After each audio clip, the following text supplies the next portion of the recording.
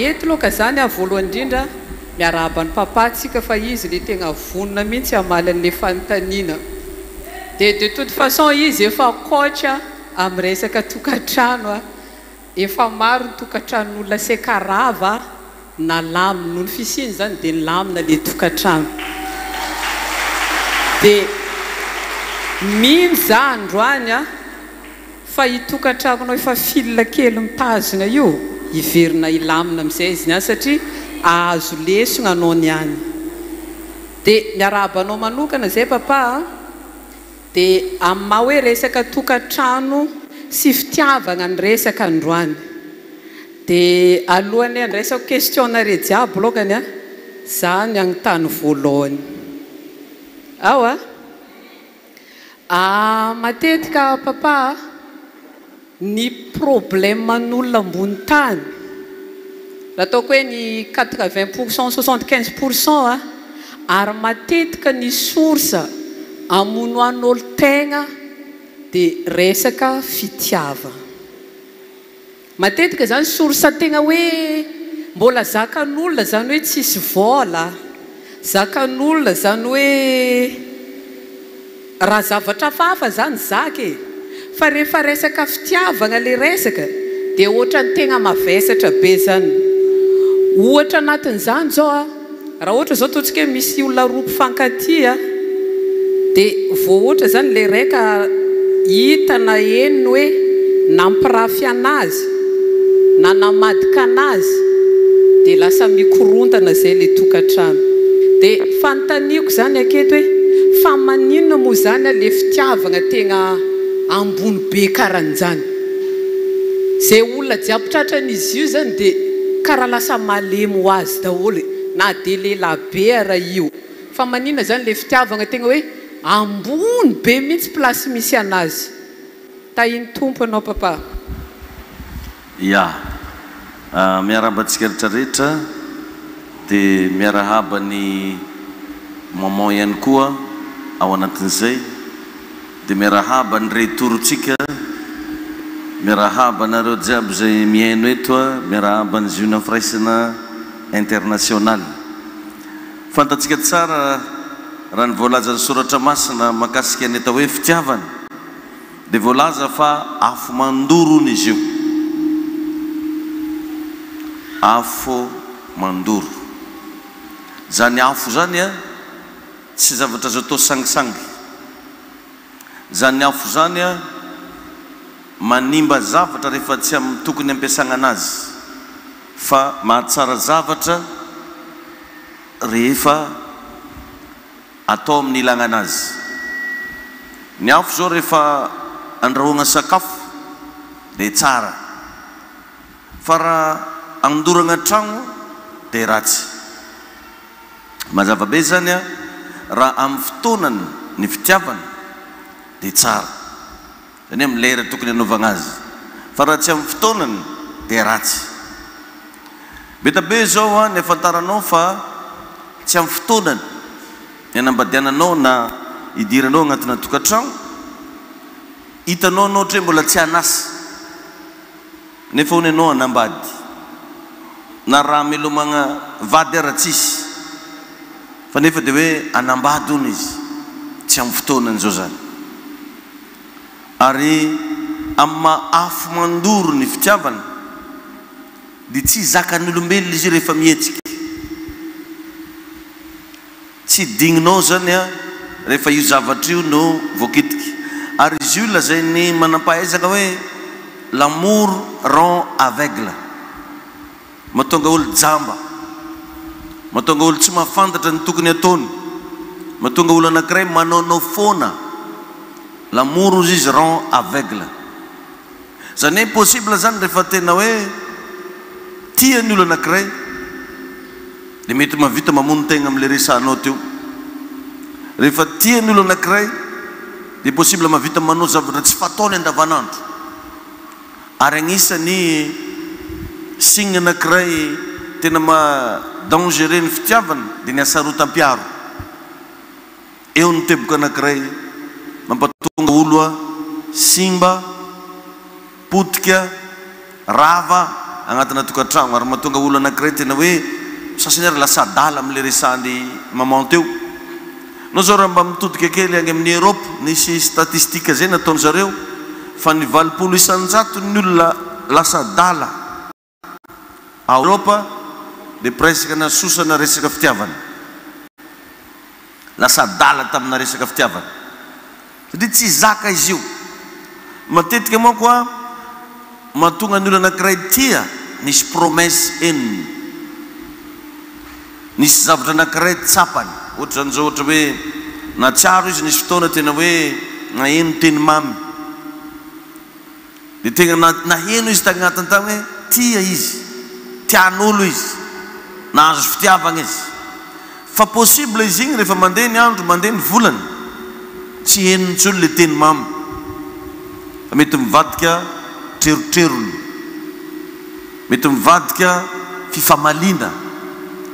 De tariam-piandohagna nefa izy natsiaro tena hoe nitiavana, ohatra hoe mety andeha ataontsika ohatra fotsiny hoe nahazo vola foana par semaine. Misy moa olo fagnomezana no heveriny fa tegna fitiavana. Ny olo tsiraikiraiky zany samy manana le antsoina hoe langage d'amour na ny antsoina hoe fomba faneom-pitiavana. Misy zany olo tsy bijou zany manaitra ananjy, misy karazany olona tsy fotoana lanigna aminanjy no manaitra ananjy fa izy omegna zavatra. Ohatra zao hoe tonga ny anniversaire-ny mba omegna cadeau izy, ohatra hoe manisy toeragna anankiray nandehananao de nomenao zavatra izy. Agnisan'le ndresako teo misy ny sasany omeny vola le olona. Io nefa ny arakaraky ny izaranao anazy, arakaraky le fahazarany. Ohatra zany zao mety zatra manome zavatra ianao, jerevy tsara fa agnisan'ny poizina mahafaty agnatina fitiavana ny fanaovanao zavatra be da be nefa nareo mbola tsy mpivady. Fanaovagna zavatra be da be ohatra amin'izany hoe mifagnoroka be, ary misy olo io mahay magnoroka de tena hainy ny magnoroka. Or nefa rehefa tonga tagny agnaty tokantrano tsy igny le lehilahy na le vehivavy mahay magnoroka igny ny lasa vadiny. Azonareo mety mahay magnoroka mihitsy, mety magnano hoe moa. Fa le raiky tary tam'le fagnandramagna, tam'le essayage, mahay magnoroka, mahay manao an'izay zavatra tsy haiko hoe ino, de tonga am'izay tagnaty tokantrano nahazo an'le tegna vady tsy mahay ninino. Misy fomba filazany zalanany zay fa tsy averiko eto, tsisy raha hainy de lasa dessus le anankiray de taferitrehitra izy hoe tsisy varany anambadianako, tsisy varany anagnako lehilahy, tsisy varany nagnako vehivavy, de lasa mivary lavo izy, lasa manaonao foana izy. Zany hoe maheno zany izy fa misy zavatra banga ao anatiny ao, maheno izy fa misy zavatra tsy ampy amin'ny fiainany. Misy olona zany karahan'izany, de zay mahatonga an'izy io lazain'ny Baiboly hoe aza mamoa na hoe aza manaitra ny fitiavana raha mbola tsy amin'ny fotoanany. Misy fotoana natao hitiavana fa tsy alefa. Am'izao ny ankizy vao 12 ans, 13 ans, 15 ans de fa mifampanao déclaration d'amour.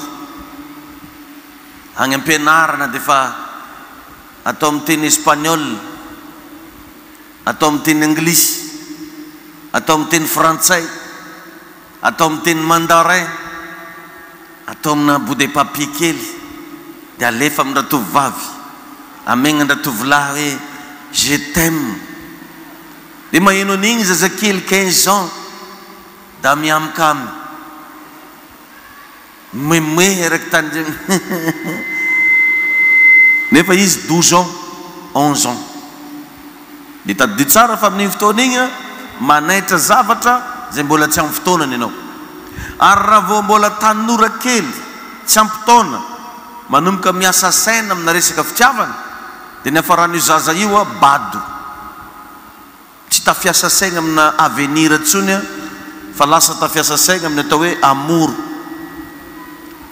ohatrohatran'izay zany mahakasika ny fitiavana mino fa mahavoavaly amin'ny ampahany a zay nanotaniny maman teo le izy a asitsika bravo mafy be eny a nahazo lesona atsika takeo fa hoe aza foazako no fitiavana raha tsy amin'ny fotoanany ary ny fitiavana tsy azo atao agnanaovana essayage ozy takeo igny fa rehefa nity olona raika anao dia igny hatramin'ny farany dia eto za efa mialatsiny sady fa misy question tsika akato a tsy question resaka fitiavana le izy dia tsy vakiko a fa resaka zavatrafa mihitsy mety amin'ny séminaire magnaraka tsika vao mamaly resaka fitantanam-bola zany angamba ny fahatsiandroany a fa rehefa manam-potoana atsika dia vakiko ihany le question fa midépendre ny fotoana atsika keto dia agroupeko ny question tsikany ady zao misy miteny a zaho dia nisy arabady taloha vady mariage dia nisy olona niaraka tamiko nanampy anay mianaka dia iray taona taty aoriana hony a niverina le rain-janany dia tsy mety saraka le raika avy afara le taty afara zany dia inona no ataoko dia atambako a raha misaraka ny mpivady ka te hiverina ilay lehilahy nefa ny zanany tsy manaiky inona ny tokony ataoko dia manaraka ataoko resaka fisaragna ny herigna aloha raha dia izaho dia ny sarabady raika ambe 10 taona niteraka izay dia amin'izao izy amerina na hovady dia mety ve nefa izy efa niteraka tamin'olona hafa mety ve ny fiverenako aminy zay zany loka ny question groupé raiky dia omenan'ny papa fitenenana mamaly an'izany ia io mo raha vao miresaka tokantragno tsika dia tsy afaka misaraka aminazy eo ny atao hoe fitiavany igny nefa ozon'ny baiboly a no lehibe indrindra vakio tsara fa ny olona tia raha ny baiboly no vakinao amin'ny 1 Korintianina 13 1 Korintianina 13:4 lasonge mba ho vakitsika vetivety e ho an'izay mba manana baiboly a avadio kely ny baibolinao a ao amin'ny Korintianina voalohany a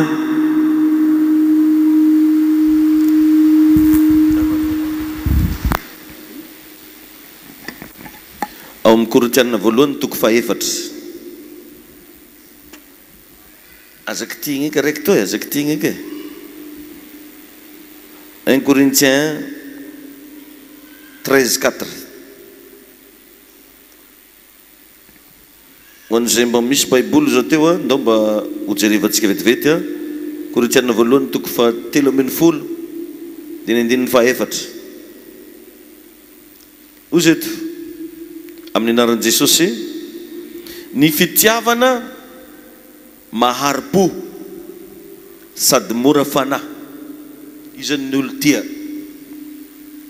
tsy miditra anatina tokantragno izy koa mbola tsy tia dia ny fitiavana nefa hony a mahari-po sady mora fanahy olo tsotra zany ny fitiavana tsy mialona izy koa tianao aza ialogna ny hafa aza ialogna ramosenao aza ialogna madamanao aza ialogna le olo tianao tsy mirearea tsy mieboebo tsy manao zay tsy mahamendriky tsy mitady ny azy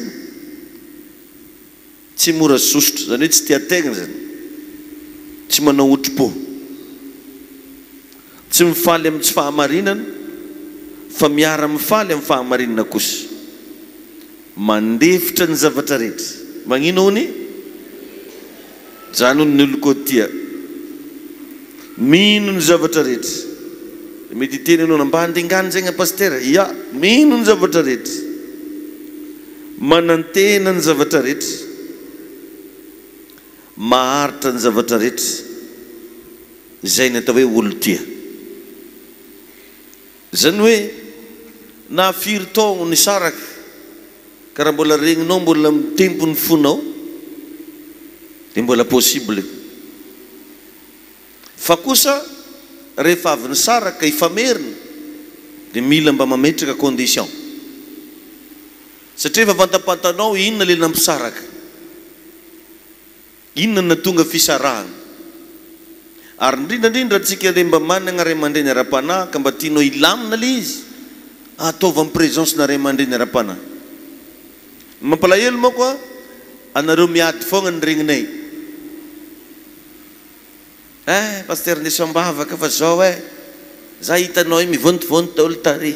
Maregna an'igny paster malahelo. Hoe zanan'ny paster kosa marao mivontovonto tary.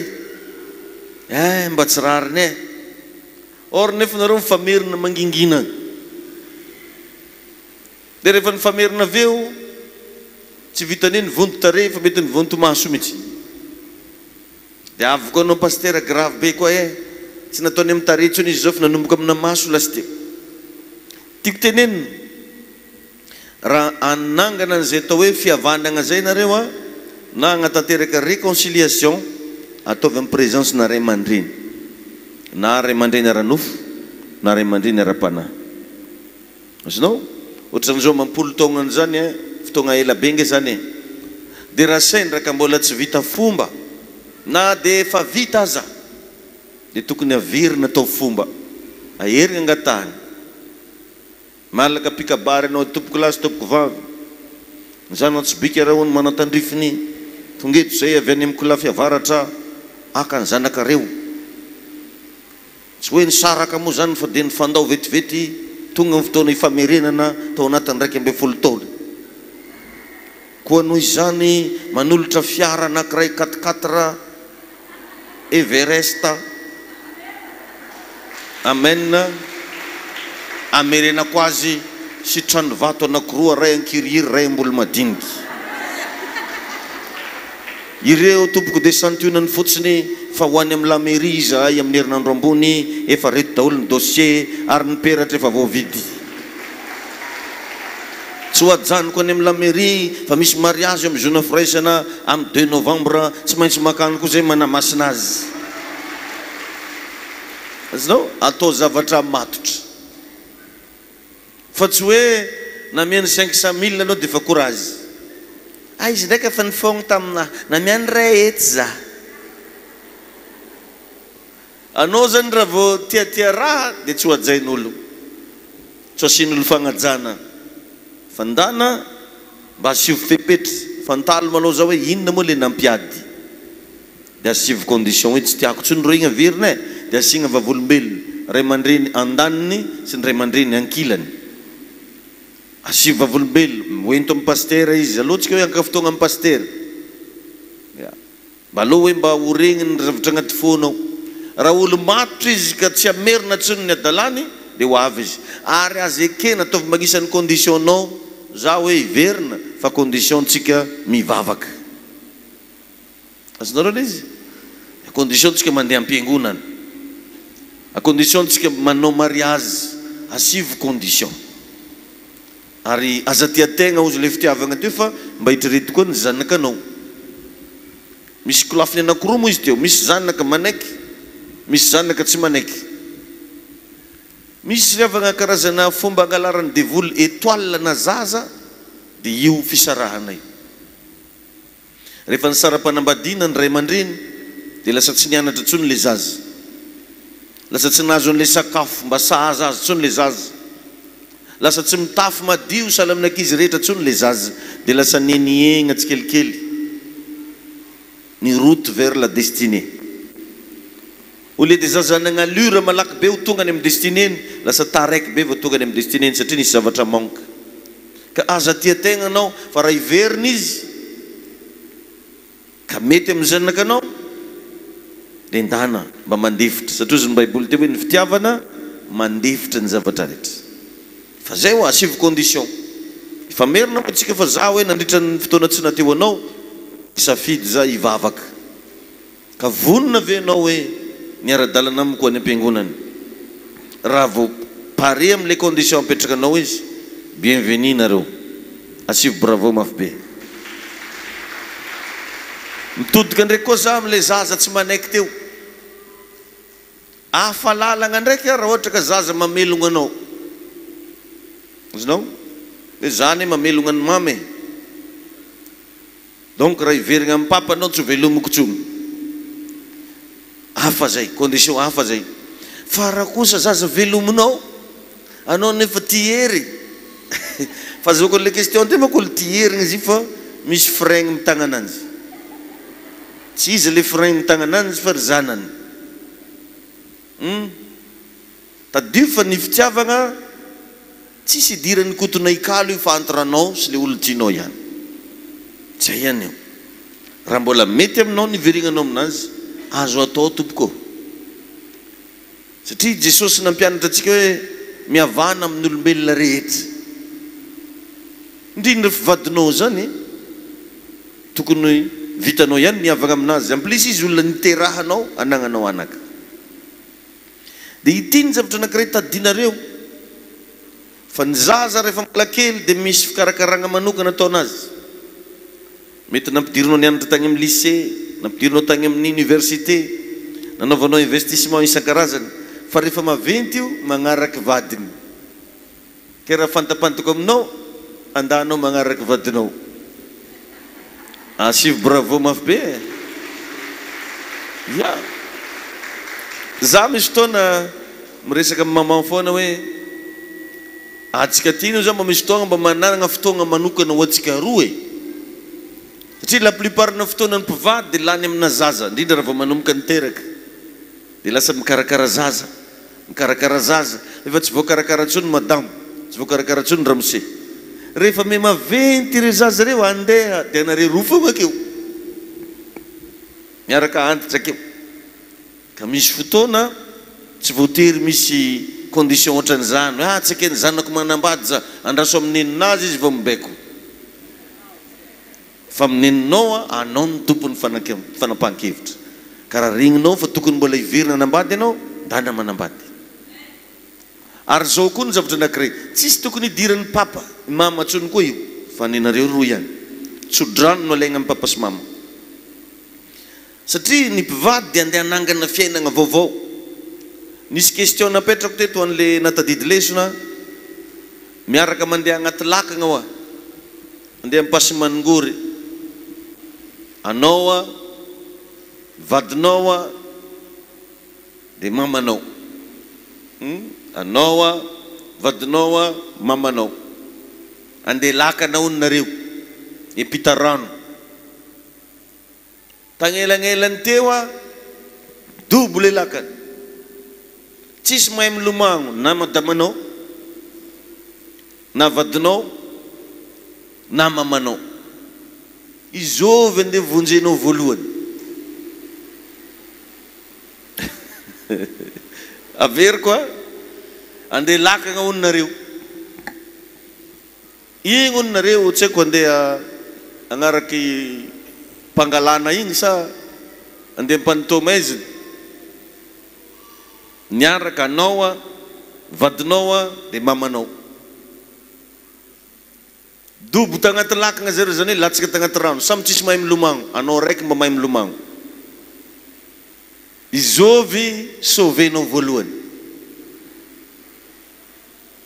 ataontsika question devoir à la maison zany fa misy mifamaly akeny ihany hoe za zegny avelanao agny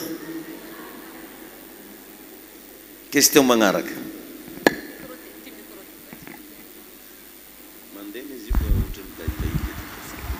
ao mety mahavoavaly fanontanianan'izay olona nametraka an'izay question zay afaka mierigna hony anao koa tihery dia asitsika bravo mafy be moa e ty zao misy zavatra mampime be fa agnatin'ny en direct atsika am'le question napetraka ny papataka hoe dobo tagnaty lakana dia misy mamaly io mama koa ny alaiko ahoana ny hevitrao amin'izany raha vady ianao mama noho ny alainy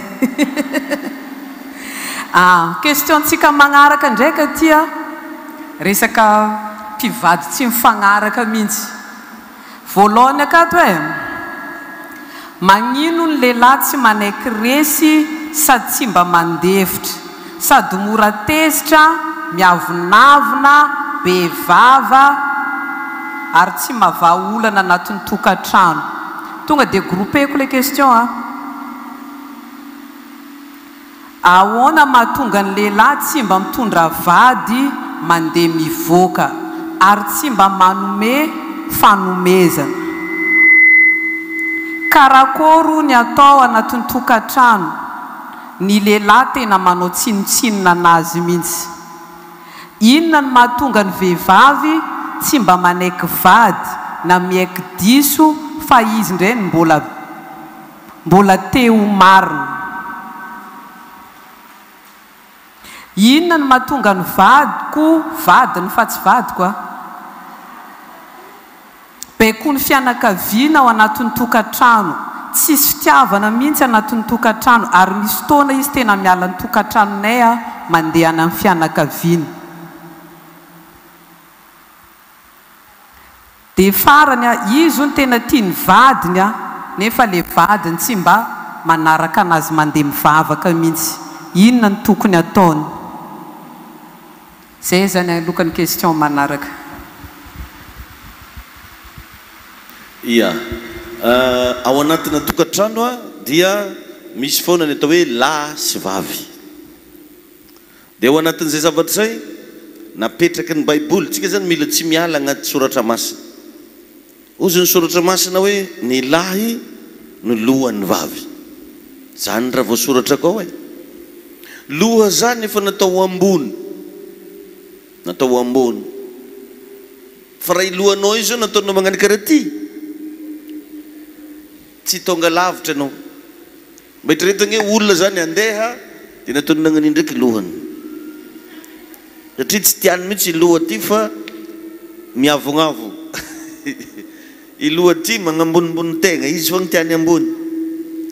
Dia ndanangese eo rehefa hipetraka anao dia i loha ndraiky atao vakeo hoe tsy possible. Manana place ny loha natao mitoerana ambony. Ary jereo tsara fa ny zaza lehilahy ho an'le niteraka lehilahy, ny zaza lehilahy poerapoera hely zay fao tia ambonimbonesy. Jereo tsara anao raha manana zaza lehilahy ka voavoakanjo tsaratsara io, zay sy tiavany anao midevaniko. Ahoana fahitany papa poziko amboariny kolon'akanjony. Ary natorana lehilahy, nizaniza lehilahy dia tia ambonimbonesy. Fa misy indray nefa vehivavy tia magnambanimbany vady. Ohatra hoe tsy dia navita fianarana mitovy taminazy ramosiny, dia za tsy magniky anao, diplômako tsy diplômanao. Rehefa nanambady anao mila vonona metraka fa ny lahy no lohan'ny vavy. Na dia tsy hanasa azy izy. Zay moako nidirany teo hoe nefa izy tsy mahantoka dépense, tsy mahavaha olana. Jereo fa raha vao io vadinao io tsy apetraka anao amin'ny plasiny, tsy mba hamonimbonesinao, tsy mba homenao tombambidy, tsy mba hajainao, dia manomboka iova ho azy ny natiora ao anatiny. Nisy fotoana nampianarako an'izany tagnatina séminaire na tokantrano hoe ny lehilahy dia mpanjaka, manana natiorana roi zany ny lehilahy. Tiany izy dokadokafa, tiany izy apetraka amin'ny plasy maizy anazy. Fa kosa ny mpanjaka mamaha olana, tokony ho réciproque, fa tsy hoe dokadokafana fotsiny na omegna tombambidy fotsiny, fa tokony manana ny responsabilité amin'ny maharam-pianakaviana anazy koa izy. Ka io a matoy io tsy mamaha olana, tsy vao androany io tsy namaha olana fefa ela, fa tsy hitanao le izy satria mbola tianao izy. Zay le hoe l'amour rend aveugle.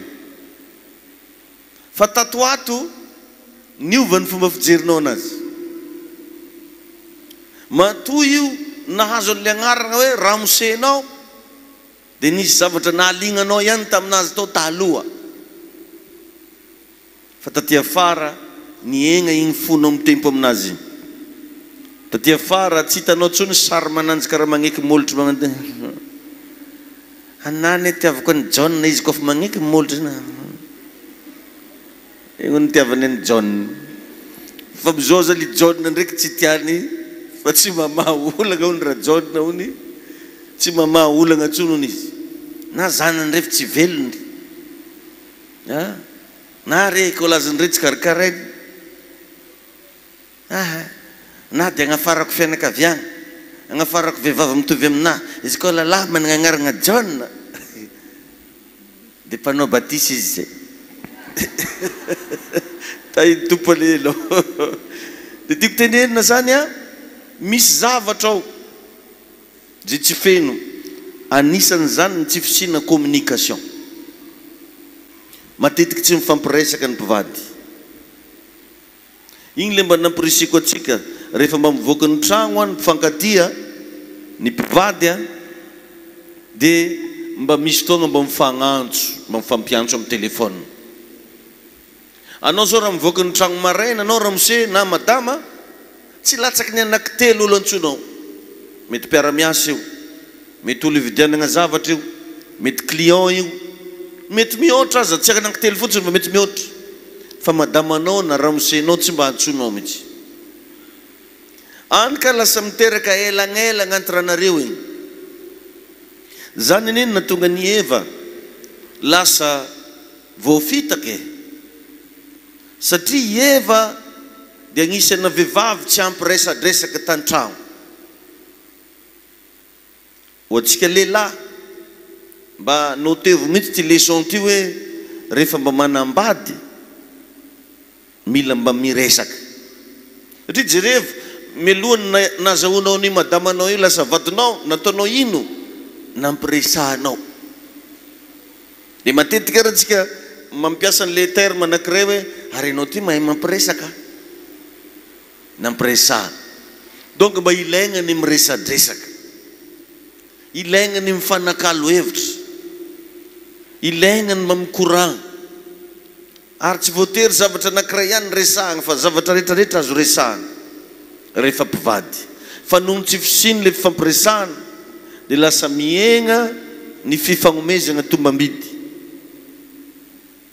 tsy maniresaka tamin'ny Eva mihitsy Adama mety nilozany namaky baiboly foana ngamba izy tao mety lozany mamonjy alimbavaka foana i Eva mety lozany mandeha am-piangonana fo tsisy resaka fa ndana mba misy fotoana mba manokana fotoana anao ho an'ny vadinao igny le atao hoe moment de qualité ny moment de qualité dia azo sokajiny ihany koa hoe moment seul seul anareo roa fo ndiso mitsangatsangana izy ndiso elo izy mandeha mivadika ambadika tragnonareo ohatra mba misy toerana agny tsy haiko na veranda sa inona sa dia eo anareo roa fo dia mba afantaro hoe inona ny zavatra mba tiany madamanao inona ny zavatra mba tiany ramosenao dia mba misy fotoagna anao tsy manao afa-tsy zavatra tiany fo tsy voatery magnome vola foana ane zany mety misy fotoana izy mba tiany le mba tonotonoagna raha tonotonoagna loko tonotonoagna hena tonotonoagna akoho tonotonoagna lambo po azafady dia zavatra fantanao fa mamanjary atono raha zay ny tiany zay le hoe moment de qualité satria be da be ny mpivady tsy mifankafantatra tsy tegna mifankafantatra fa tonga dia lasa lasa mpivady tonga dia lasa niteraka tonga dia maika be mihitsy nanondrona tokantrano nefa tsy mifankafantatra akory mba fantanao ve zao ho anareo zay manambady hoe inona ny raha tegna tiany raha mosenao inona raha mba tegna tiany madamanao mila mahafantatra an'izany atsika rehefa hanambady dia ino moa raha tegna tiany izy io dia mila feno zay zavatra tiany zay sinao io andeha hitady agny ambadika azazonareo zany jerevy tsara anareo raha mba mandeha amin'regny toerana fiasagna regny matetika dia ny olona agnatina toeram-piasana na tsy mpivady ara misy mifampiantso chéri miangolangola mihitsy bonjour chéri bon début de semaine tia beau zany raha regniny aka fa izy tonga aminao akao lany vary ozinao dia lasa tsy tamagna aminao eo izy, lasa tsy izy tsy hoe tsy mandray andraikitra fa mety misy toeran-kafa andraisany io andraikitra. Misy anie lehilahy tegna serviable rehefa any ambadika, fa rehefa agnaty tokantragno izy tsy serviable satria tsy hainao mandray an'ilay servisiny. Ka ilagna fanetrentena ny tokantrano, ilagna fifankafantarana, ary indrindrandrindra apetrao foana hoe ny lahy no lohan'ny vavy. Dia avy eo anao koa tsy hoe loha fotsiny fa ny loha betabe ny andraikitra sahaniny. Amin'ny loha io no napetraka ny cerveau, amin'ny loha io no napetraka ny maso. Donc zao ny lehilahy tokony hanagna vision. Amin'ny loha io no napetraka ny sofina, donc ny lehilahy tokony hanagna information, tokony maheno zavatra, information important, tokony maheno karazana activité mba hidiram-bola ny lehilahy fa tsy midorororo. Ny lehilahy tokony hanagna intelligence hafa mihitsy, fa betabe misy lehilahy na n'olo ampoule mer tsy hainy, matahotra courant zany hono izy, fa madamany zany tsy matahotra courant, tsy mandray andraikitra. Donc raha loha anao mianona ny loha dia tsy possible apetraka akeo. Dia jereo fa raha misy taova tsy mety reraka dia ny loha io efa akeo fô. Tsara nahita zany lohan'olo reraka dia nataony nagnanio ny reraka, nagnino maro lohan'ny nga io reraka hono izy, ny loha tsy mety reraka. Donc zany ianao amin'ny marim-pianakaviana anao tsy tokony abandonne. Tsy fomba fitenin'ny lehilahy zany tsisy zany, mbola hitady hoe hijerevagna vahaolagna zany hoe fa tsy ino vomboitanao voly fotsy raha eo, tsy frazina lehilahy zany. Agnino araka za tany mena tsy mireditra fa anao tsy tany mena fa lehilahy. Tahiny tompo atsika jiaby. Amen, nasivy bravo mafy. Ie minja fa azo azontsika zay nametraka an'izay fanontaniana zay le resaka teo hoe mila communication, mila mifankafantatra ny mpivady fa agnatin'ny commentaire akato misy miteny ndraindraika kosa hono le lehilahy manararo-pahefana mahita anazy lohany zany hono izy dia tegna dia mba mangataka aminareo lehilahy zay vehivavy aza manararo-pahefana zany anareo na dia napetraka ho lohany ary fa asivy fifanajana anatina tokantrano. Ny question manaraka ndraikany ny série question manaraka resaka tia azo vady. Dia alefantsika raha mifanontaniana inona hono mahatonga anazy resaka sasany tia azo vady dia sasany ndraika tsy mahatoky vady. Inona hono tokony ataony fa tsy mahatoky vady noho izy? Inona no mahatonga ahy tsy mba mety manana vady sy tokantrano tsara? Inona no mahatonga ny fianakaviako tsy mba misy olona manambady vita fomba sy manambady vita fomba? Inona no mahatonga ny vady, inona no mahatonga na mahita vady nefa misaraka foana, miaraka 2 taona dia misaraka? Anatin'ny 10 taona nisarako tamin'ny vadiko taloha tsy mety mahazo vady. Rehefa misy olona hikasaka vady dia rava foana iny. Inona no antony? Fa maninona misy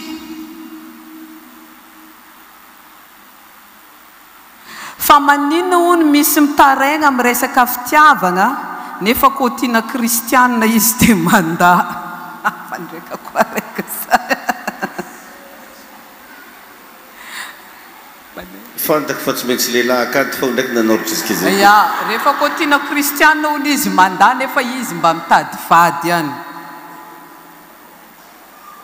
Dia raha mba tiany ty raika ty hony mba atokisany vadiny izy, inona ny tokony ataony?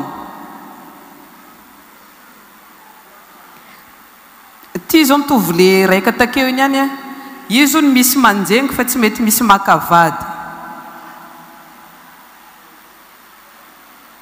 dia niny raika ty ndraika ny raha miseno no masiaka be inona ny tokony ataony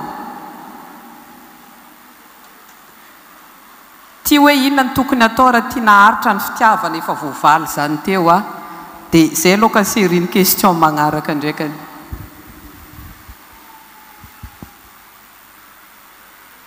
ia za zao mba tia agnontany mba izovy zao olo andeha hagnano mariage mba magnatrika an'ity séminaire ty izovy dolo zao le olo andeha hagnano mariage mba mitsangana dolo izy hagnano mariage amin'ny novembre ia firy zao reo hitanareo a mazao toerany satria vagny zao fa misy olona zany andeha hagnano mariage nefa izy tsy intéressé aby ny fampianarana mahakasika mariage raha karahan'izao edy dia fagnisany olagna satria be da be ny olona raha vao hoe te hanokatra restaurant izy mianatra mahandro mianatra manao accueil mianatra teny anglisy zany hoe mila mba ataonao hay fantanao tsara ny zavatra hidiranao fa maro zao amintsika ato ngamba nizera tsy diso za 7 couple ny olona andeha hanambady fa za sira fa tsy ampy 7 couple zany zare nitsangana teo igny tsy intéressé zareo nefa zavatra ohatry zao tena ilain'olo andeha hanambady ilain'olo efa manambady ny fampianarana sy lesona sahala am'izao ka hotoizako le izy tadio fa agnatina fiainan'olo tsiraikiraiky a dia misy foana ny atao hoe ozona malédiction ary misy ny atao hoe ozona ao anatin'ny ankohonana na hoe famille na hoe malédiction familiale zay mahatonga misy agnatina famille misy miteraka tsy manambady fao ndraiky dadabe miteraka tsy manambady papa miteraka tsy manambady rahavavy miteraka tsy manambady dia tadoavy aminazy koa le izy lasa miteraka tsy manambady ozona dia amin'ny lafim-piainana rehetra misy combat tsy maintsy atrenao foana misy ny atao hoe combat de veuvage zany hoe veuve foana zany le olona mativady foana misy ny combat de célibat ary tena misy ny atao hoe esprit de célibat mahatonga le olona tsy mba mahita vady tsy manambady tsy vita fomba sy ny sisy fanahy izy io matetiky ary be da be ny olona manana ny atao hoe fanahy manambady na hoe mari de nuit ny olona manana ny atao hoe mari de nuit dia tia mifamaly amin'ny vadiny fo tia miady anyka lasa tsy manana fafinaretana amin'le tegna vady izy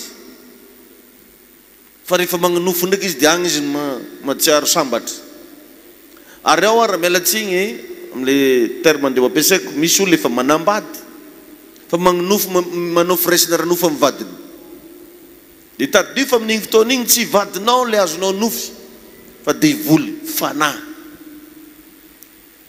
misy ane tegna ray fandrina eo izy sy ny vadiny a fa azony nofo ndraiky ho ny vadiny io a nanao firesina ranofo taminazy zay zavatra zay mila pitenao mila ravahanao ary mba azadigny magnatona mpanompon'Andriamanitra mba manao délivrance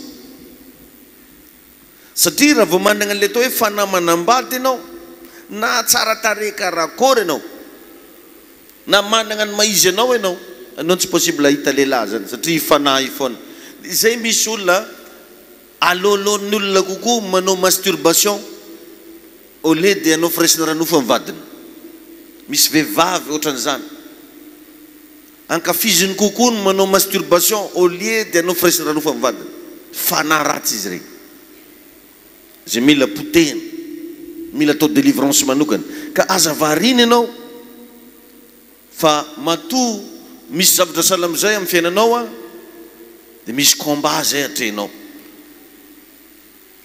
misy ady zay lalovanao dia mila vavaka anao a mila tsodrano ianao a mila teny mpaminanina avy amina lelan'Andriamanitra ianao dia raha sitrakao ka maresy lahatra anao ndana mihitsy mba magnatona mpanompon'Andriamanitra dia manomeza fanatitra anaovanao altara, anangananao altara. Satria misy amintsika reo tagny amin'ny fahazaza, tagny amin'ny fahatanorana, na tsy fantako tagny amin'ny fiainanao tany ambadimbadika tagny, nisy nangalatra ny étoilenao, ny étoile de mariage. Anka tena misy vehivavy tsara tarehibe fa tsisy mikoty araka izy teo igny, tsy mba misy mikoty mihitsy. Ao ndray ohatrany hoe ampiresahana lehilahy fotsiny, ampiresahana vehivavy fotsiny, fa tsy tonga ny amin'ny atao hoe tokantrano na hoe tena fitiavana matotra. Regny zavatra regny mila hoentina ambavaka, regny zavatra regny mila tena tononona mihitsy ambavaka hoe aoka ho rava zay karazana fanazy. Dia ireo revagna mitambatambatra miteraka olana agnatin'ny tokantrano, mahatonga lehilahy sy vehivavy anankiray tsy mba maharitra agnatina tokantrano. Dia zay zavatra zay aza mipetraka fotsiny ianao hoe za ty dia hafahafa fandana manatona mpanompon'Andriamanitra. Raha manana moyen ho ianao ka hitanao hoe tokony ianao an'izany ianao, dana anao fanatitra mihitsy mba hitsofagna ranon'ny tokantranonao, mba hitsofagna ranon'ny fiainanao. Dia mba mametraha karazana principe fa agnisan'ny mahatonga anao koa tsy ajain'olona be da be ny vehivavy tsy ataona lehilahy fomba, tsy ataona lehilahy mariage, satria malaky loatra anao magnano oy. Inona moa le malaky loatra magnano oy tiako teneniny? Raha mba misy lehilahy mikoty anao, tsy voatery miavonavona anao, fa misy fotoana anao mba miteny andraso aloha mba eritreretiko, raha fantanao fa amin'ny fotoanany, andraso hoe mba dinihina kely. Tsaroko tsara tamin'izany ikoty an'neny io dia zany mihitsy niteneny, ny alina izy mitondra fisainana. Eo za anjary raha atao, ny alina izy mitondra fisainana ozy, zay mihitsy phrasiny. Efa korikorazy hely an-tegna, nagneky molotra aby za tamin'izany. Azonareo ny misy zavatra sahala amin'izay, tsy tonga dia manao oy fa andraso aloha hoe mba zay tompoko signe anankiray afantarana fa olona intelligent ianao na olona intelligente ianao, mandinika aloha. Fa tsy tonga dia mibata entana, mibata valizy. Teto nisy rahalahy anankiray ndray andro niteny taminahy mihitsy, za paster ozy tofoka mihitsy an'le ranabavy, fa naninona hoa voany koa tiako androany maraina izy ozy ny arivariva ozy tonga dia mibatainy valizy ny tany aminah tany. Dia voatery ny lefa tagny ananina tagny ozy ny alako mihitsy aloha tao an-trano. Reto zany fa misy vehivavy manao an'izany, malaky mibata valizy, malaky mienatra, malaky mifindra. Dia rehefa fa lasa tsy asiana olona tombam-bidy, tsy ajain'olona ny ray aman-dreninao, lasa tsy ajain'olona ianao. Dia possible zay karaktera zay anagnanareo maromaro agnatina famille, malaky miteny oy, malaky mifindra. Marina tsy azo lavagna fa ny lehilahy amin'izao sasatra, satria rehefa natao ny statistique mondiale dia lehilahy vitsy par rapport amina vehivavy. Tsy maharaka zany zay lalahy reto, asio bravo ny lehilahy jiaby. Izy koa raha produit zany lehilahy tsy ampy, tsy fantako izy koa sa mbola en rupture, fa vehivavy maro be. Rehefa agnatina famille ohatra hoe miteraka ny ankonana anankiray, matetika misy vehivavy telo, lehilahy raiky. Azonao? C'est rare mba hitanao hoe lehilahy maro, vehivavy vitsy. Fa presque ohatra hoe miteraka 7 tokantrano araiky, 5 amin'igny viavy daholo, 2 ihany lehilahy. Any ka me vitsy ny lehilahy, dia lasa miteraka olana kely igny ndraindray, dia raha vao misy mikoty dia falony sasany bata valizy sao dia miova hevitra keo izy. Ny sasany tonga dia lasa mifindragny mipetraka, dia lasa tsy ajain'olona anao fa mba ampetrao tsara hoe ndana anao an-tegna mba miseho agny amiray aman-dreniko. Aleo tsika tsy miditra amina raha marobe mihitsy aloha, fa aleo mba manao mariage, mba sorato aminao za hoe. Igny an'ile matetika verimberiko eto hoe ny zavatra anankiray rehefa misy valeurany tsy maintsy misoratra aminao, satria misy valeur aminao. Atsika zao raha mividy telefôna ka telefôna haut de gamme tsy manaiky ianao raha tsy mahazo facture ary facture amin'ny anaranao zany hoe misoratra aminao ohatra zany koa tsika rehefa mividy tokotany tsisy olona mividividy tokotany fotsiny tonga dia magnome vola fa tsy maintsy mila taratasy izy aloha misoratra amin'ny anarany na hoe acte de vente na manao mutation tsy maintsy misoratra aminao même mana olo mividy omby aza hoe nandeha nividy omby agny ambanivolo dia tsy maintsy soratagna aminao hoe madio rambo fotsy tretraka rangotratra misoratra amin'ny Jean Claude Ferdinand aomby vavy mady rambo fotsy tretraka rangotratra nefa ny aomby tsy mavita magnoroko aomby tsy hoterahanao mihitsy tsy mavita mikarakara kafenao mandray nefa dia misoratra aminao fi madamo mikarakara an-tragno ao manao ny zavatra rehetrarehetra efa niterahany efatra fa tsy misoratra aminanjy mbola lambo zany mbola misy valeriny aminanjy lambo nividiny tamin'ny 4 semaine satria matatro sao dia savana polisy zany izy mandra-patongany ankirihiry agnamboary facture ozy lambo to dia miteny le mpivarotra lambo hoe soratagna amin'izao marô i lambo lahy to nefa ataovy amin'ny agnarako mividy télé koa anao agny magasin hividy écran plat tsisy olo mividy écran plat fotsiny raha tsy misoratra aminanjy ka mitodika amintsika rehetrarehetra raha tianao hisy ajany ianao aza manaiky raha tsy misoratra aminanjy ianao na biby fiompy ary revagna mila soratagna amin'ny tegna ke magnino vadinao andefo mandrinao malalanao tsy misoratra aminao natao hoentigna etreretigna moa zany fa ny basen'le question teo dia hoe mba ndana mba agnatogna délivrance ndana mitady mpanompon'Andriamanitra hivavaka ho anao ndana miantso lehilahy sy vehivavin'Andriamanitra hitsodrano ny fiainanao ary raha sitra koa dia anao fanatitra mihitsy anangano alitara mihitsy fa ho hitanao fa ilaminy eo amin'ny anaran'i Jesosy asivo bravo baka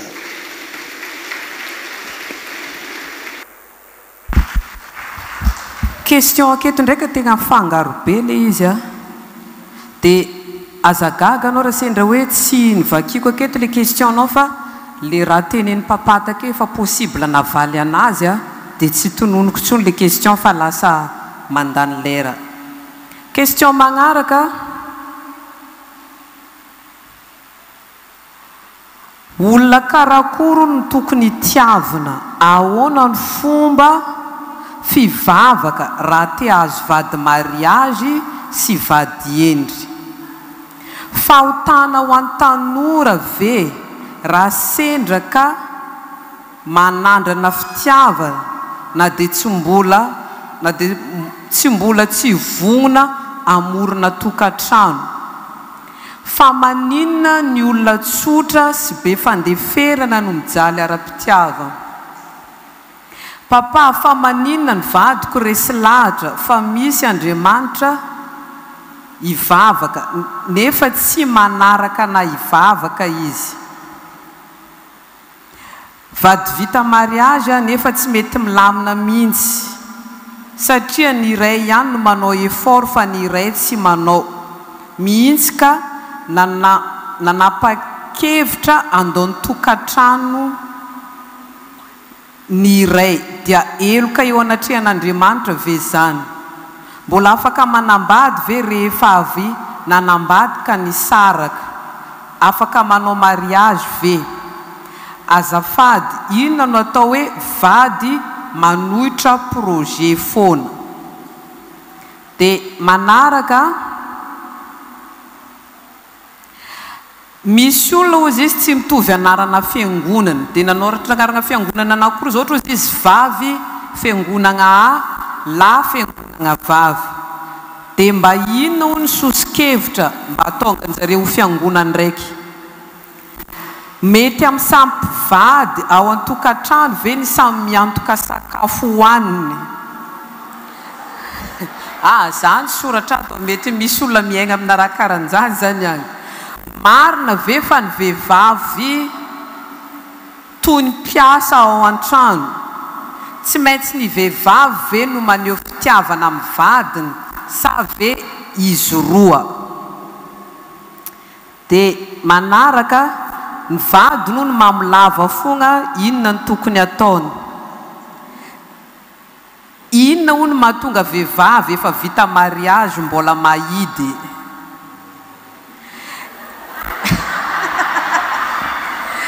Atsika viavy zany e, mahidy ony e. Inona mahatonga mpivady raika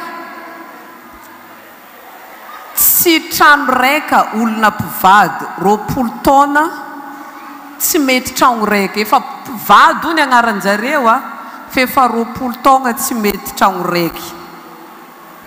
Manaraka, fa maninona ny mpifankatia tsy maintsy misy fisarana kely foana.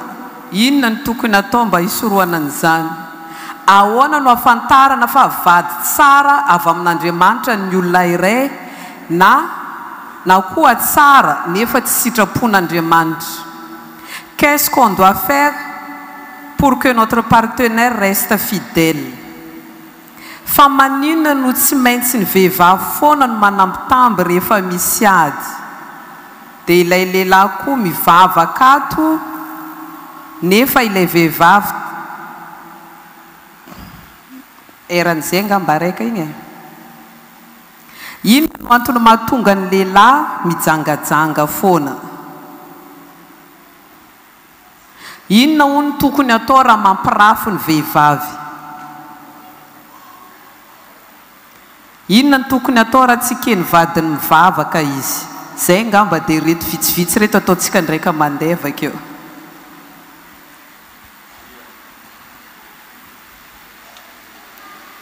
Ia, ny zavatra anankiray aloha zany mahatonga ny hoe tsy fitovian-kevitra io dia la plupart tsy tsara fototra le tokantrano. Tsy tsara fototra le tokantrano. Normalement manko riavagna ny olona rehefa andeha hifanambady tokony any an'le tsona hoe période de reconnaissance, na hoe moment de reconnaissance, mifankafantatra aloha. Mila hainao hoe famille zovy izy, zanajovy izy, lehilahy avaiza izy, vehivavy avaiza izy, fianarana nataony, ny fitondran-tegnany andavanandro. Ary raha vao tsy misy zay fifankafantarana zay dia tsy maintsy mahita surprise ianao avy eo. Ao anatina fiancé ozy tsika igny efa natoroko anao zany eo ny période na hypocrisie, mifampiatsara velatsia, mody mifampitsikitsiky fogna na dia anina ara, mody mandefitra na dia tsy tiany ara le zavatra ataonao amin'ny fiancé. Dia avy eo koa raha kristianina ianao, noho tsara, raha kristianina ianao dia mba exigeo mihitsy mba tsy maintsy kristianina koa ny vadinao. Ho an'le mbola tsy manambady zany moa fa rehefa manambady moa atao kory fa tamin'ny androny tsy fahalalagna daholo zany. Fa rehefa anao zany mba kristianina, regninao na hoe kristianina dia mba exigeo, ataovy karazana exigencenao mihitsy hoe mba ho kristianina koa ny vadinao. Fa mahita surprise agnatin'io anao raha tsy mitandrina. Tsaroko nisy fotoana nisy mpampianatra zay, mpampianatra resaka couple sy resaka fiainan-tokantrano, dia agnisan'ny mba nianatra tagnatin'izy io ny tegnako. Dia rehefa nandeha ny lesona dia ozy izy le mpampianatra hoe raha nambady ianao izy dia mba miezà mba manambady olo mitovy aminao. Le mitovy teniteneny ety tsy hoe mitovy tarehy fa mba mitovitovy tandem.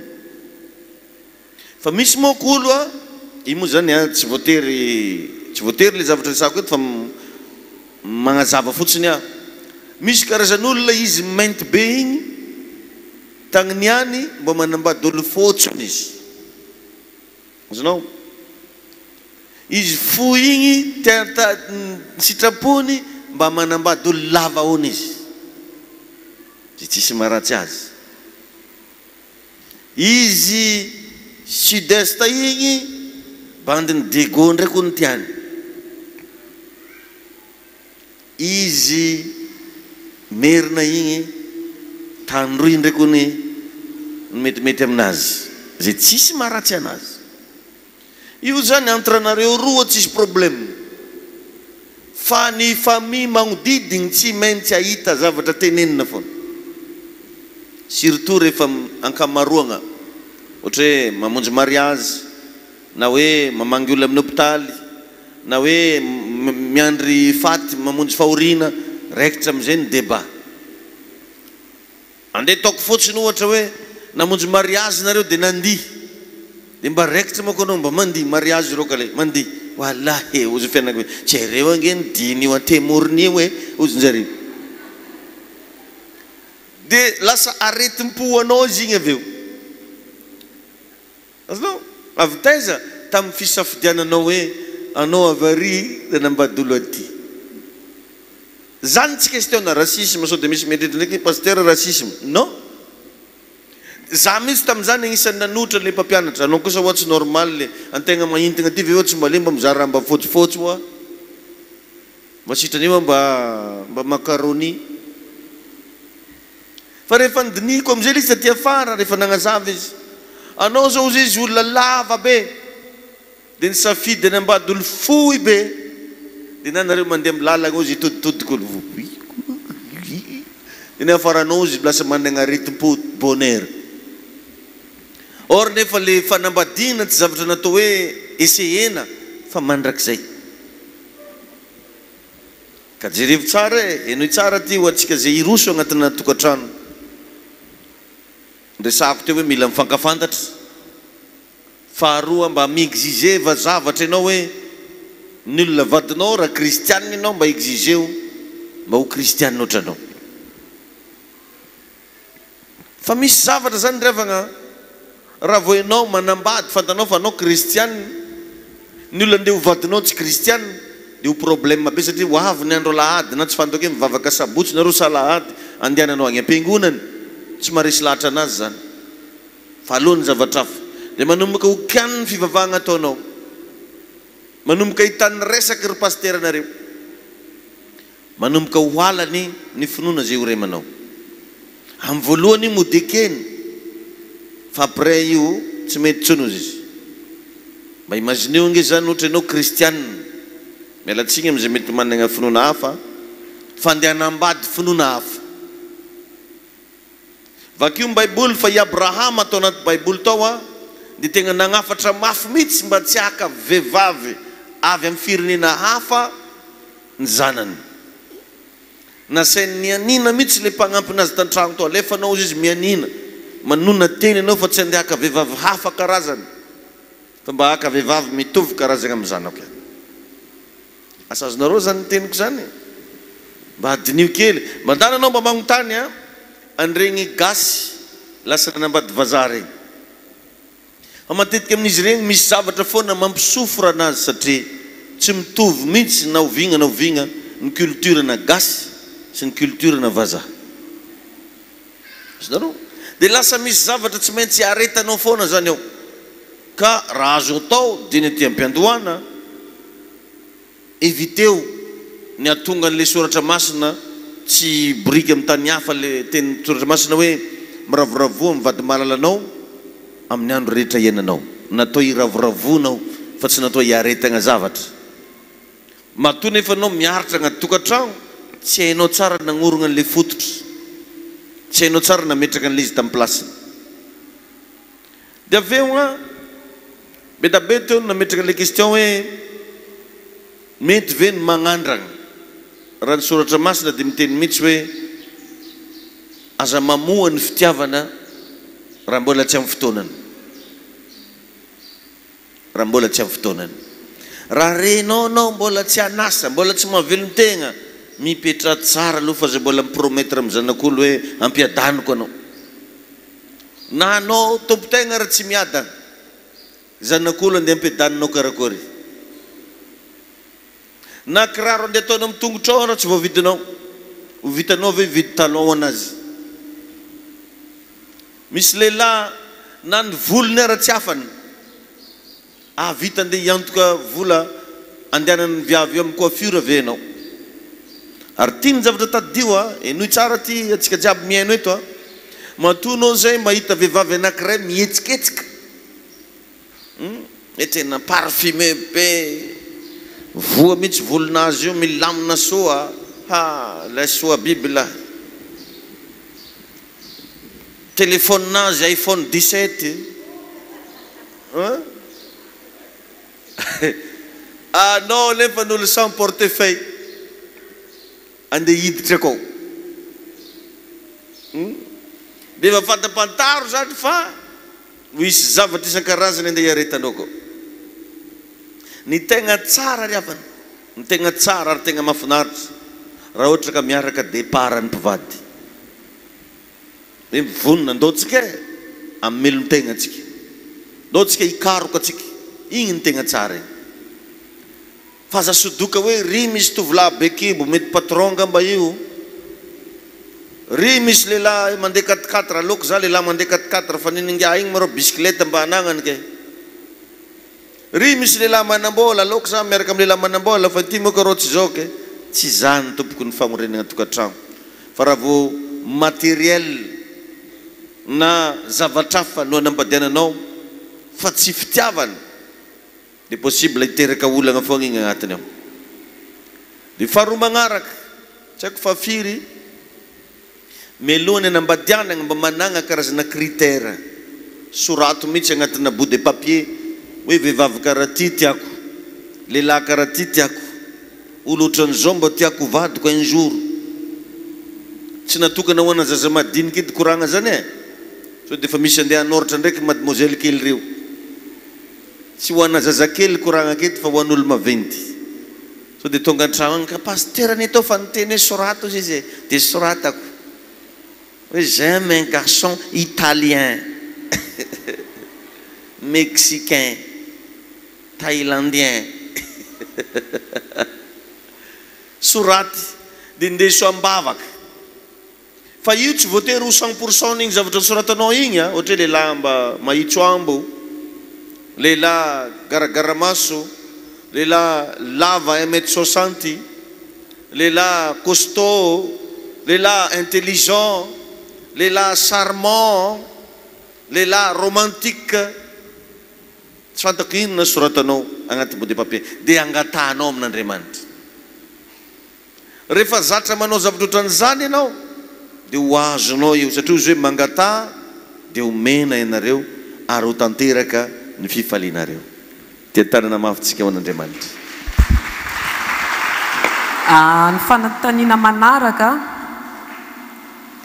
fa maninona ho ny vadiny tsy mety miova nefa samby tezaina atao amin'ny ziona firaisana ihany izay roa anatin'izay zany ny fijangajangana na ny lana ny vavy ahoana no atao raha te atoko vady ty ngamba efa voavaly takeo ty efa maty vady aho afaka tsy manambady intsony ve inona ny mety fiantraikany vehivavy aho manoratra fa maninona hono rehefa misy problème ny sipany dia adininy foana izy dia manaraka tahiny Jesosy papa za misy raha mahazendana anahy amin'ireo lehilahy reo ny vadiko amin'ireo lehilahy reo izy dia anatin'izany ny vadiny ianao izy mampianatra hoe karakarao toy ny mpanjaka ny vady nanomboka nataoko ary tena nanetry tena mafy mihitsy aho ary tena marary amiko fa ataoko foana nefa arakaraka izay mba hanaovako an'io no voamaika hanaovany tsisy dikany anahy ary tena ratsiratsy noho ny teo aloha raha izy inona ny tokony ataoko dia manaraka za misy zavatra mampandinika satria zaho sy ny vadiko dia niara-ny vavaka ary samy nafana fo nefa taty aoriana dia nijanona izy tsy ny vavaka ary tsy indray mandeha izy no mijanona, tsy indray mandeha izy mijanona, tonga avy eo mijanona, kanefa isaky mijanona mivavaka izy dia izaho foana nataony mampiembotra azy, ary izy efa tsy mandeha, mbola milaza koa izy fa izy ny tena mahery, ary tiany tsara sy mikritika, nefa za hitako fa efa niova, efa mba nanetry tena, fa tsy hitany fa ny défaut ihany no hitany, inona ny tokony ataoko.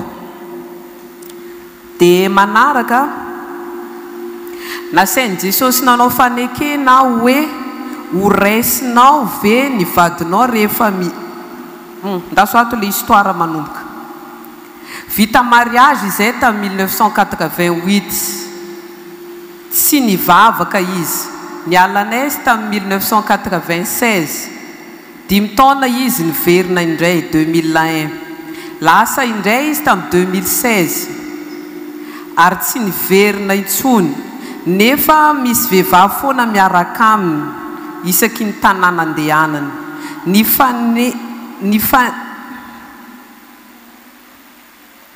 na eno le vehivavy fa efa mananjanaka 3 mianada any ivelany le ramoseny tamin'ny taona 1986. Nasain'i Jesosy nanao fanekena hoe ho raisinao ve ny vadinao rehefa miverina, fa mbola hiverina izy rehefa godraka. Fanekena vaovao. Nanaiky andray azy aho teo anatrehan'i Jesosy sy ny mpaminan'Andriamanitra. Nagneky zany izy hoe andrean'le ramoseny rehefa hiverina. Fanontaniana hony, io fanekena io ve mbola azoko ialana tompoko? Le fanekena vaovao hoe mbola afaka mandray an'ny ramoseny izy. Dia manaraka rehefa 4 taona no nanaovana mariage volafotsy, dia tena miala tsiny za amin'ity soratra raika ty fa tena tsy haiko fa makina mihitsy fa mitambatra le soratra, dia miala tsiny zaho an'ity tompon'ity soratra ty fa tena tsy hay vakina, mitambatra le soratra dia tsy haiko mamaky anazy. Dia ny farany amin'ity question ty inona hono tokony atao raha tsy manome vola ny vady an-trano? Ia, ny zavatra anankiray aloha, misy tenin'ny soratra masina zay hoe aza mianiany tsy toho, aza mivolagna raha tsy ho vitan-tegna, satria rehefa zavatra tonono ny vavanao io dia mamatotra anao. Agnisan'ny zavatra anankiray mahatonga tokantrano mikorontana hoa mbola veriko ihany tsy mifankafantatra hatrany am-boalohany. Agnisan'ny zavatra mila fantarina ny zavatra tiany vadin-tegna rehefa hanambady, ino raha mba tiany ary ino raha halany. Fa mahatonga ny olona anankiray tsara lasa ny vadika ratsy dia satria misy zavatra ao andrasany tsy mety hitany, na hoe mba nisy tonga nahitany an'le izy avy eo tsy hitany intsony. Dia mba jerivo kely zany ho antsika mihaino anahy eto androany hoe inona moa mba ataonty ny vadinao eo, inona mba andrasany. Dia avy eo ny ankamarona vehivavy dia manana toe-tsaina ho lasa femme de foyer, fa tsy miasa. Ary lasa culture mihitsy moa zany amintsika malagasy, matetika ny vehivavy miandry tragno, vehivavy mikarakara, vehivavy zao tsy mba misy activité atao mihitsy. Ireny zavatra regny revana dia miteraka fagnambanimbaniana ho ana vehivavy. Zaho dia mampirisika mihitsy na vehivavy ianao ndana miasa, ataovy koragna milamigna tsara avy agnaty tokantragno hoe zaho hoe mila miasa. Ary tsisy tsaratsarany hoe samy mampidy-bola, na ny vehivavy na ny lehilahy, tokony samy mampidy-bola. Fa matetika izy regny no mahatonga ny tsy fahazahoanao tombam-bidy agnaty tokantragno. Dia avy eo le niresahako tary am-boalohany hoe maika loatra anao nifindra taminazy, nalaky loatra anao nanao oui, dia lasa tsy asian'olona tombam-bidy, lasa tsy asian'olona valeur. Ka ho antsika zay mihaino eto androany, ataovy aloha voalohany indrindra ny atonga ny vadinao atoky anao satria ny fitokisana dia zavatra ambolena karaha ataona hoe mamboly agnana mamboly petsay ny zavatra ataonao andavanandro zany na mifihetsika na amin'inona ndana mba ataovy ny atonga ny vadinao atoky anao tena ataovy mihitsy misy fotoagna mba asevaka jiny telefoninao 2 andro karaha tsisy lagalabelona aminanjy agny midoko dia aveo agnisan'ny fomba anankiray isiny zay fampitokisana zay raha sendraka tsy maintsy asianao code ny telefoninao mba ataovy fantany vadinao mba asivy bravo moa e ya donc zany ny vady tokony manana accès amin'tegna ohatra hoe ny code banque code téléphone tsy haiko code na ino tokony mba ho fantany vadinao fa matoa zany tsy hain'ny vadinao mihitsy manokatra telefoninao dikan'izany misy zavatra fahafa ao izy izy ndana récupérer zay zavatra zay ataovy zay mba isina fifampitokisana dia mba miezah tsy hanao zavatra asoregnany couple anao miezah mba tsy hanao zavatra atezitra n'le couple anao fa mba ataovy ny fomba rehetra tonga ny fitokisany lasa makany aminao rehefa atokisany vadinao anao mazava ho azy itombo ny tombambidinao ilamigny fiainanareo ary tsy hanana souci aminao izy dia matetika ihany koa mahatonga ny olona anankiray tsy mahatoky olona izy mihitsy ny tsy mahatoky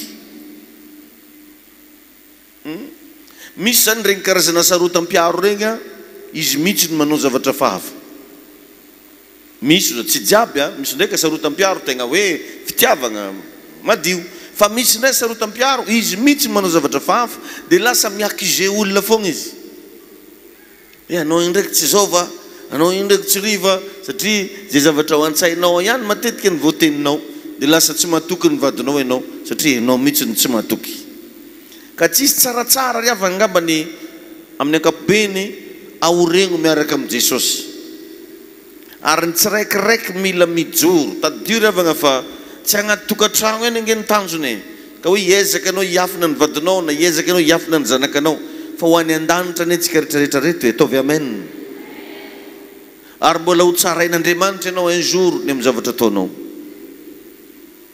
ka raha samy manana programme ho any an-danitra na ny lehilahy na ny vehivavy zavatra miseho voalohany matahotra an'Andriamanitra fa tsy matahotra olona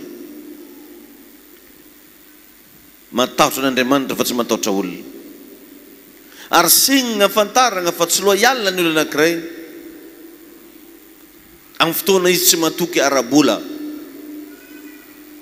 misy lehilahy tsy matoky arabola misy vehivavy tsy matoky arabola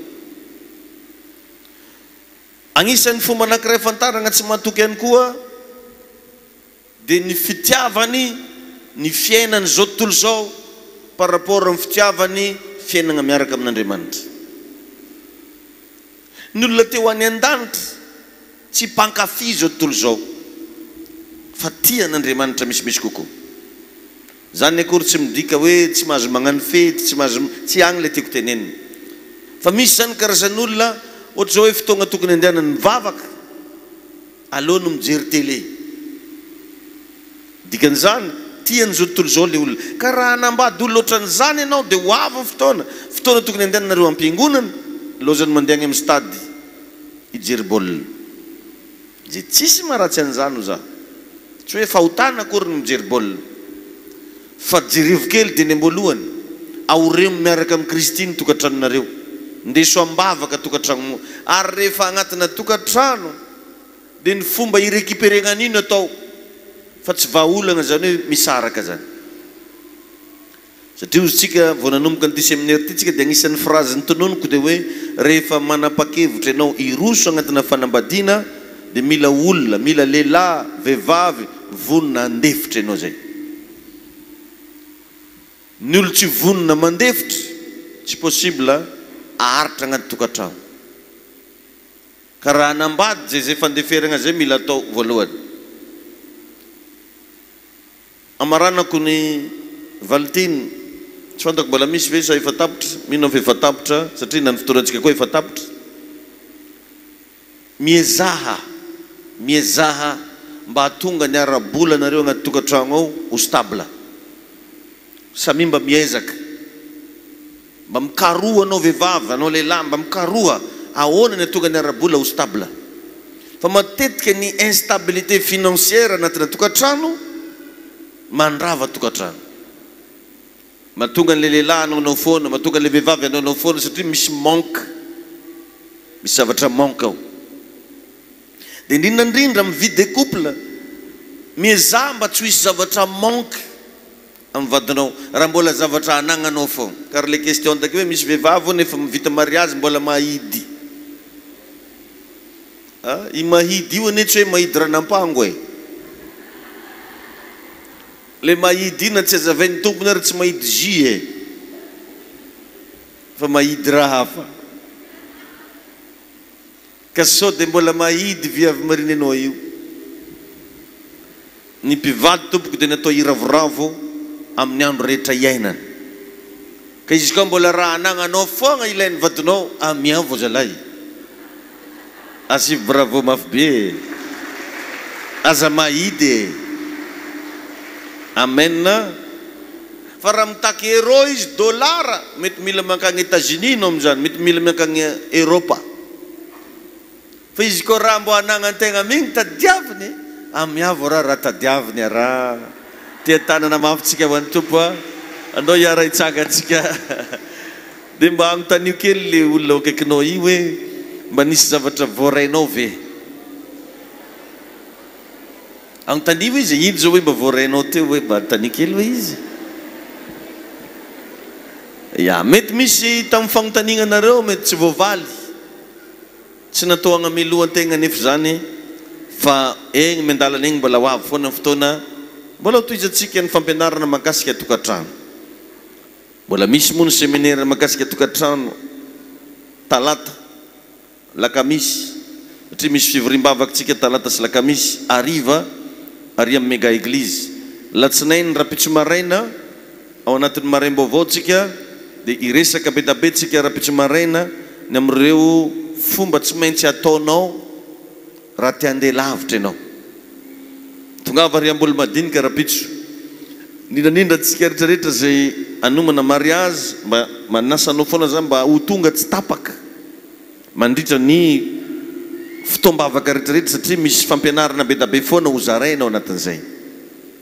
Misaotra tsika rehetrarehetra namaly ny antso, misaotra nareo manaraka en direct tsy mafoy ny fotoanatsika ho tahiny tompo ane tsika rehetrarehetra ary melohan'ny isaratsika andao anatanteraka fanatitsika ho an'Andriamanitra. Raisany ampelatagnanao mifanatitra ao fa hivavakantsika. Sandato amin'ny lanitra ary ny fanatitra ao. Ray masonao amin'ny anaran'i Jesosy manolotra fanatitra zay.